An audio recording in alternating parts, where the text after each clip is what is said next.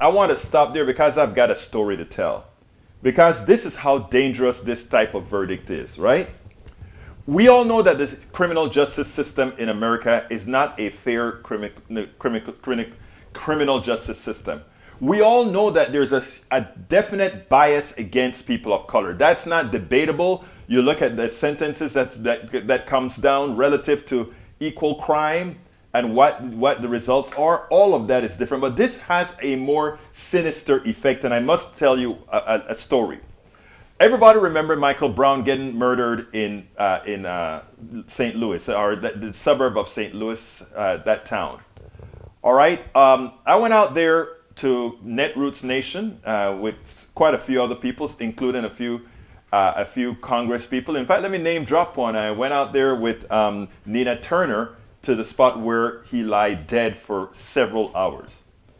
And we, after visiting his spot, we had a march. We had the Netroots Nation had a march. We were going to march against the police departments in St. Louis and the areas and the justice system because of the manner in which people of color are treated. So that's what we did. Ferguson, thank you for reminding me, ABQ. Ferguson. It was Ferguson. We drove. Ferguson is right next to St. Louis. So we took a Uber to Ferguson, me, Nina Turner, and a couple other people. And we then marched on the freeway. We closed down the freeway in St. Louis, you know, the one that goes to the park, and I'm there. Video that you could probably see some of the videos that I saw there. And I'm going to wrap this story and tell you why I'm telling you this story. So we are all marching, Netroots Nation, this big, huge, all the liberal bloggers, liberal politicians, progressive storytellers, all of us were in St. Louis at this convention, and we left the convention. The Black Lives Matter came to the convention and said, you guys come out here every year, you're all over the place, and you stand up for these issues. Let's see you stand up for real. And they came to and opened all the doors of the conferences in St. Louis and drug us out there based on the moral direction that they knew we should be taking. And we all marched down that avenue. We all marched to the freeway and we stopped it. And Black Lives Matter had a plan. Netroots Nation, in as much as it's a progressive organization, it is a mostly white organization. And while we are shutting down the freeways, we have the leaders of Black Lives Matter leading this humongous group of people.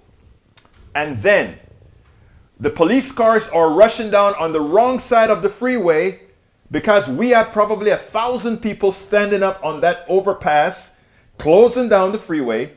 And the police cars are rushing there. And in my mind, I'm like, oh my God, I came to St. Louis to get arrested or get beat up by the cops. And you know what's going to happen now, you know? Black Lives Matter made the call. And I think I have this one on video too. It says, they said, white allies, come lock the front. And all the white folks came around us, the Black Lives Matter crew. They all came around.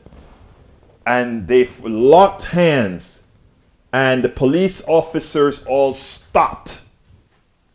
And they gave us passageway off of the ramp, off of the freeway in St. Louis, and we marched on. And I'm in shock now. I'm next to the Huffington Post reporter, and she's looking at me, and I'm looking at her like, wow, you know. But that's what happened.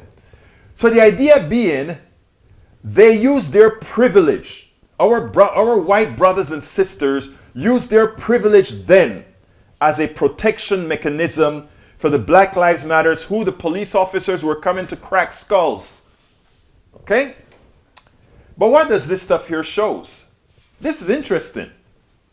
Because the two, what's his name? Rittenhouse or whatever the hell his name is. He comes. And he comes to a Black Lives Matter march or a march against police brutality, injustice, and he shoots two people, but the two people he shoots are white. So all of us in the social justice movement, in the racial justice movement, in all of these movements, we sit here and we believe We think, wow, this is going to be a test case. This is going to be a test case. I don't know. Right now I'm seeing the video in sync. Anybody else sees the video out of sync, let me know. But anyhow, we're looking and we see this is a test case. Anyhow, what happens? Rittenhouse goes to trial, and not on the lower ones, not on the higher charges. He is set free. He didn't commit a crime. Why? The allies, the white brothers that were killed, our white allied brothers that were killed, they were fighting for the wrong cause. They were fighting for the wrong cause. So when I see this as an alliance buster. Because whereas many of these protesters, I'm talking about our white allies coming to protest social justice issues, racial justice issues. Whereas many of them are coming saying, you know what, at least we can use our privilege against the cops to help our brethren that is constantly being attacked, demoralized, slammed, held, skulls cracked by the police officers. We are there. We will use our whiteness to protect them. What the police officers have done is they have granted license to the white supremacists to say, get in there and bust and crack heads for anyone who's supporting the social justice movement. I want you guys, I mean, you see, you're not going to hear this on TV, right? You're not going to hear this on TV. Because what they're going to say is, oh, there were so many different problems in the case. There were issues hard to prove. That is hogwash. We know if it were vice versa, we know exactly what the results would be. I am not sure why the out of sync. I only have 161 drop packets at this very high speed. So I'm concerned that but it'll be cleaned up when I do the repost of the videos. So people, brothers and sisters that are listening to me, that is the danger of this verdict. The danger of this verdict is that our white allies, whereas they could use their privilege to assist those who there are many who will realize their privilege has no privilege when doing social justice, racial justice work.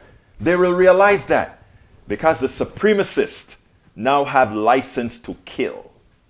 And it doesn't matter. They don't mind killing anyone. They don't mind killing whether the person looks like me or whether the person looks like Brother AVQ. They don't care anymore. We just have to kill. We just have to kill. That's the name of the game. That is the name of the game. So understand why this has, where they're talking about the legalities. Oh, they didn't, whether the other guy lifted up a pistol or whether he thought somebody was charging him. The guy went to a protest with an AR-15. He went there with a murderous device to kill. Please don't tell me about how innocent this little kid is. This guy went and started talking to supremacists and the Proud Boys and all of that. Please don't tell me how nice and sweet this kid was. Please don't. Let's not fool ourselves. We spend a lot of time deconstructing the news, trying to parse it into a form that everybody can understand. We try to find those little nitpicks where it flies above the fray, etc. If you really like these videos that we do, I want to ask a big favor. Please go ahead, number one, subscribe to our channel, and number two, please join if you can. Thank you so kindly for watching. Keep watching. Please remember to share. We must populate the entire internet with our progressive message, a message that we know is what most Americans say that they want. So help us, please join.